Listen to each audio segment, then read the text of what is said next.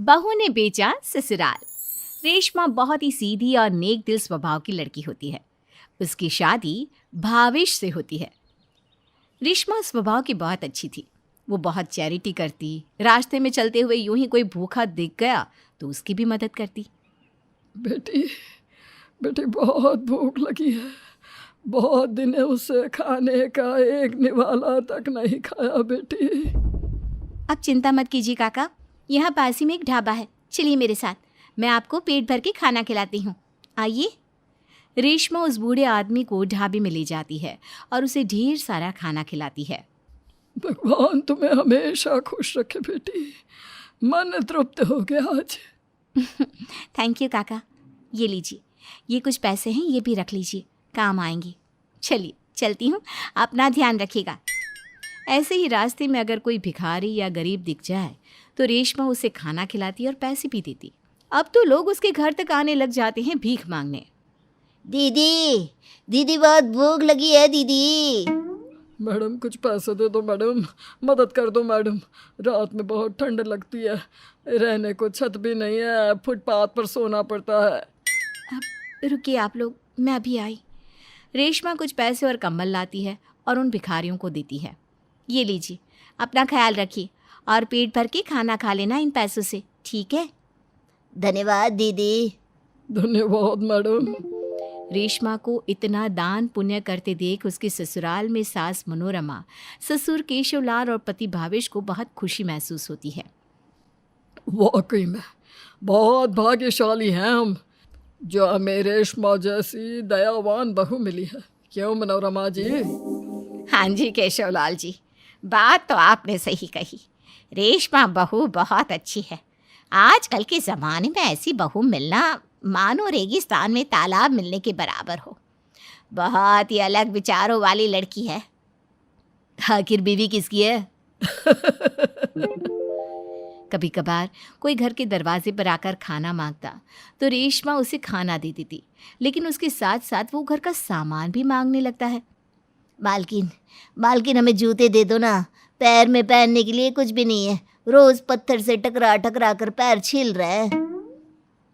और मालकिन मुझे भी अगर थोड़ा राशन पानी हो तो दे दो ना, आटा चीनी दाल थोड़ा बहुत, आपका भगवान बहुत भला करेगा मालकिन, दे दो ना।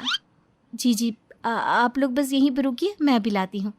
रेशमा उन लोगों के लिए घर के राशन में से आधी गोनी भरकर राशन दे देती है और उस आदमी को घर में पड़े जूते भी दे देती है। ये सब देखकर मनोरमा और भावेश हैरान रह जाते हैं। रेशमा, ये सब क्या कर रही हो तुम? अरे रेशमा बहू, परसों ही तो जाकर बाजार से राशन भरकर लाया है, और तुम इस तरह घर की चीज़ें भी दान करोगी तो हम क्या इस्तेमाल करेंगे?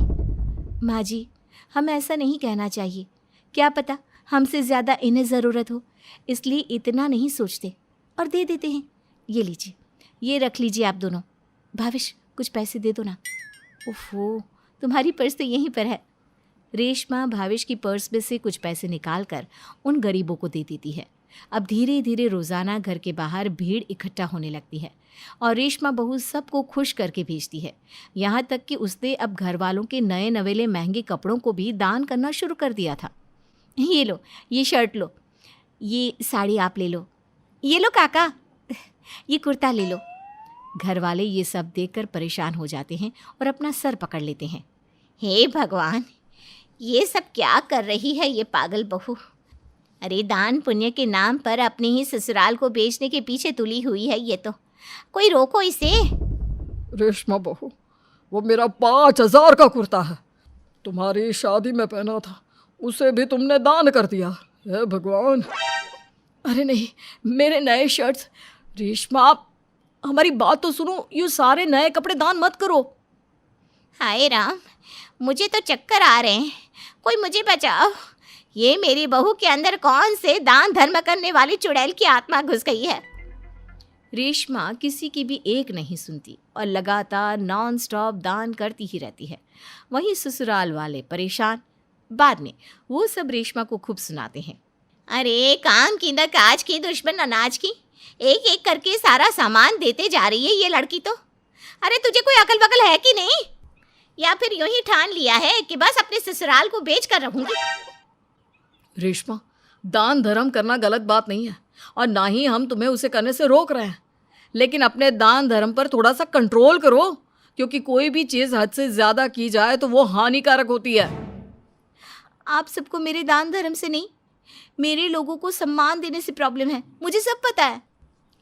तुम्हारे पैसे भी मैं इतने इस्तेमाल करती हूँ ना भाविश, इसीलिए तुम इतना सुना रहे हो मुझे।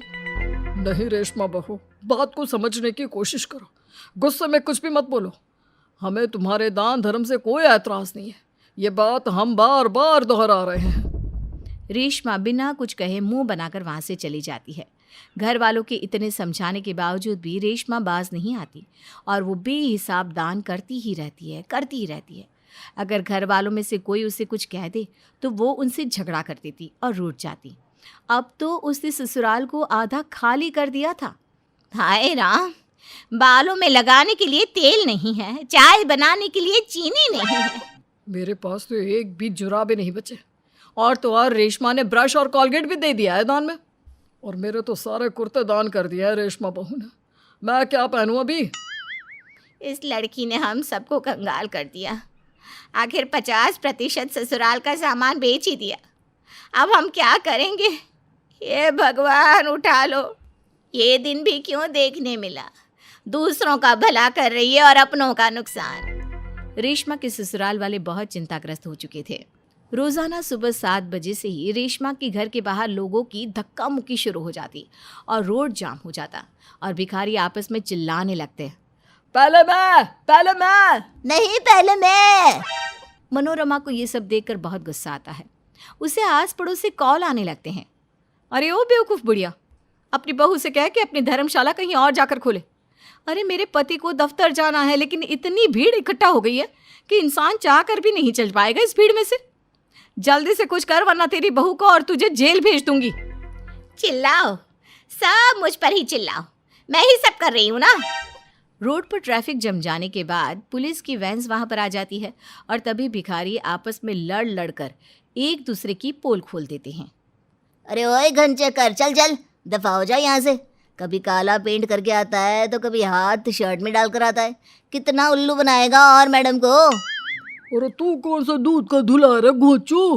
रोज रोज मैडम से पैसे लेकर कितने हजार जमा कर रही है तूने? बताओ। आया बड़ा तेरी तो ऐसी की तैसी। दोनों भिखारी आपस में मारा मारी शुरू कर देते हैं और एक दूसरे को पीटने लग जाते हैं और उतने में पुलिस वहां आकर उन दोनों को गिरफ्तार कर लेती है। अरे ओ बस करो, चलो जेल में चक्की पीसते चलो। बड़े आए भीख मांगने। अब देखना जेल में पैसों की जगह कैसे डंडे पड़ते हैं, फिर डंडों की संख्या गिनना। पुलिस उन दोनों को वैन में डाल देती है। रेशमा ये सब देखकर दंग रह जाती है। रेशमा को देखकर पुलिस ऑफिसर उससे कहते हैं, मैडम, दान देना अच्छी बात है, मगर आपको लिमिट में दान करना होगा और देख परख कर दान करना होगा, क्योंकि ऐसे ठग हर जगह मिलेंगे।